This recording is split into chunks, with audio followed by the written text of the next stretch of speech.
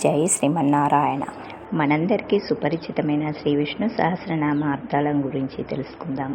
మనకు సులభంగా తెలుసుకోవడానికి, గుర్తుంచుకోవడానికి వీలుగా అందించే ప్రయత్నం ఇది. శ్రీ విష్ణు సహస్రనామం మహాభారతంలో అనునాసిక పర్వంలో వివరించబడినట్టుగా మనకు తెలుసు. ఈ లోకంలో ప్రధానమైన దైవం ఏది? ఎవరిని స్తుతించి పూజించి మానవులు శుభాలను పొందుతారు? సర్వధర్మాలలో ఏ ధర్మం గొప్పదిగా మీరు భావిస్తున్నారు అని ధర్మరాజు అంపశయ్యపై ఉన్న భీష్మ పితామహుణ్ణి ప్రశ్నించగా, దానికి భీష్మ పితామహుడు చెప్పిన వివరణయే శ్రీ విష్ణు సహస్రనామావళిగా పేరు పొందింది. సమస్త లోకాలకు ఒకే దైవం, పురుషోత్తముడైన శ్రీ మహావిష్ణువు.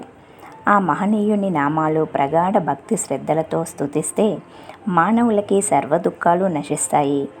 అన్ని ధర్మాల్లోకి ఉత్కృష్టమైన ధర్మం భక్తితో భగవంతుణ్ణి స్తుతించుట, అర్చించడం అని శ్రీ మహావిష్ణువు యొక్క 1000 నామాలను అర్థవంతంగా వివరించారంట భీష్మ పితామహుడు. శ్రీ విష్ణు సహస్రనామార్థాల కంటే ముందు అమ్మవారి నామార్థాలు తెలుసుకుందాం.